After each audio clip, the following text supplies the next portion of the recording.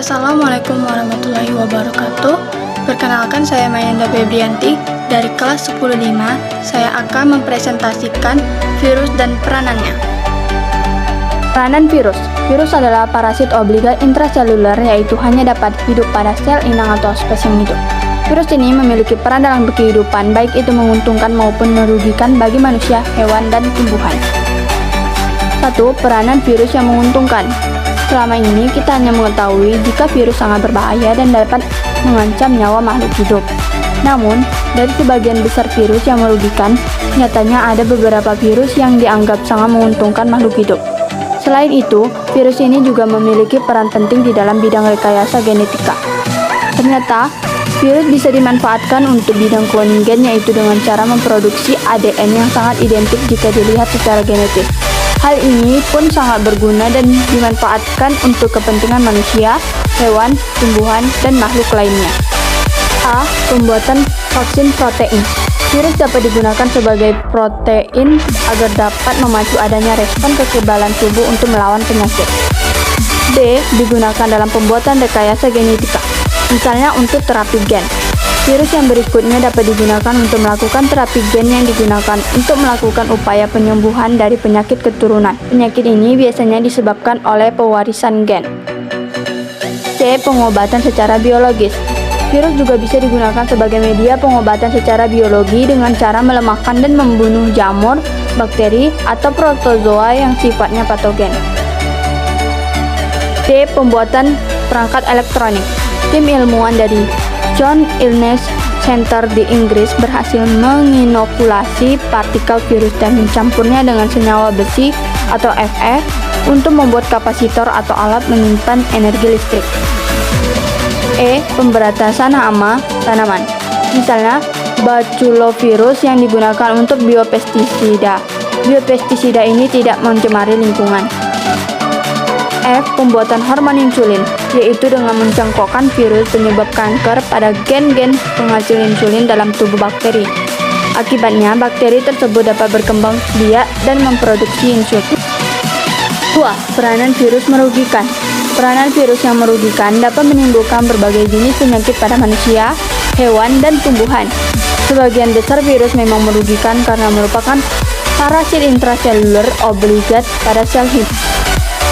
1. Peranan virus merugikan pada tumbuhan, yaitu dapat menyebabkan penyakit pada tumbuhan, diantaranya A. Tungro adalah penyakit yang disebabkan oleh dua virus yang berbeda, yaitu Rhizotungro bacilliform virus dan Rhizotungro spherical virus. Virus tungro dapat menyerang tanaman padi dan menyebabkan sel-sel daun mati sehingga pertumbuhannya terganggu dan kerdil. Penyebaran virus ini melalui perantaraan wereng coklat dan wereng hijau. B. Mosaik. Penyakit ini dapat terjadi pada daun tembakau, kacang tanah, pepaya, cabai, tomat, dan kentang. Penyakit mosaik disebabkan oleh tobacco mosaic virus atau TMV. Gejala yang ditimbulkan adalah daun menjadi bercak kuning. Penyebarannya terjadi melalui perantaraan serangga. C. Penyakit TYLC atau tomato yellow leaf curve virus. Virus yang menyebabkan daun tumbuhan tomat berwarna kuning dan menggulung sehingga menurunkan hasil panen. Virus kuning keriting ditularkan secara persisten oleh kutu kebul atau Bemisia tobaci. Serangga lain yang dapat menularkan virus kuning keriting, apis, dan thrips. 2. Peranan virus yang merugikan pada hewan, yaitu dapat menyebabkan penyakit, diantaranya A. Rabies. Rabies merupakan infeksi pada susunan saraf pusat disebabkan oleh virus yang dapat menular ke manusia melalui gigitan atau air liur hewan penderita, misalnya anjing, kucing, dan monyet. Hewan yang terkena rabies menunjukkan perilaku agresif atau kelumpuhan. Virus ditularkan ke manusia melalui gigitan hewan yang terinfeksi. Setelah masa inkubasi yang sangat bervariasi, dari 13 sampai 60 hari, timbul gejala kesemutan di sekitar luka gigitan, perasaan gelisah, dan otot tegang. Gangguan fungsi otak seperti hilangnya kesadaran terjadi kira-kira 1 minggu kemudian. Rabies dapat dicegah dengan pemberian vaksin. B. Penyakit mulut dan kuku. Penyakit yang sangat menular pada hewan ternak, sapi, domba, babi, kambing atau kerbau. Aptovirus. Penyakit ini ditularkan melalui udara, kontak langsung, makanan, dan peralatan yang terkontaminasi oleh virus. Gejala hewan ternak yang terinfeksi antara lain gelisah, lesu, dehidrasi, pincang, demam mencapai 410 Celcius, banyak mengeluarkan air liur, muncul vesikula yang berisi cairan bening sampai kuning kemerahan, dan mudah terkelupas pada bagian bibir, lidah, gusi, mukosa pipi, langit-langit, mulut, dan kuku. Penyakit kuku dan mulut dapat dicegah dengan vaksinasi. C. Flu burung. Penyakit flu burung atau avian influenza disebabkan oleh HPAIV, Highly Pathogenic Avian Influenza Virus, yang pada awalnya hanya menyerang unggas. Beberapa virus ini mengalami mutasi menjadi semakin ganas sehingga menyerang babi dan manusia. Jenis virus tipe A dan subtipe H5N1. 3.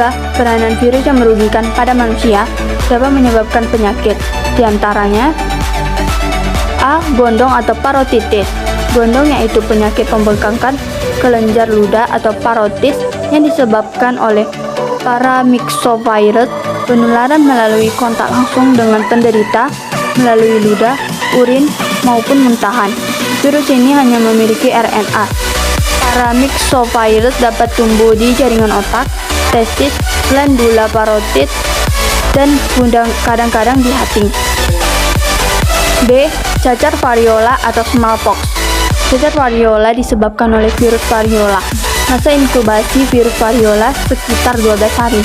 Selama 1-5 hari sebelumnya terjadi demam dan tubuh terasa lesu. Kemudian munculnya gelembung atau vesikula pada kulit. Gelembung yang berisi nanah yang membentuk kerak kemudian lepas dan meninggalkan bekas yang lambat laun akan memudar. Cacar variola dapat dicegah dengan vaksin ortopoxivirus.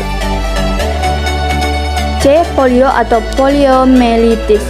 Poliomyelitis yaitu penyakit infeksi virus yang menyerang susunan saraf pusat.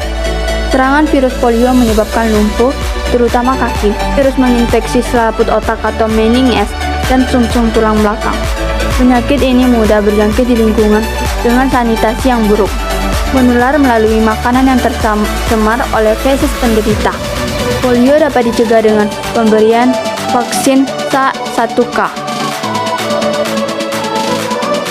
Demikian video presentasi saya hari ini. Terima kasih.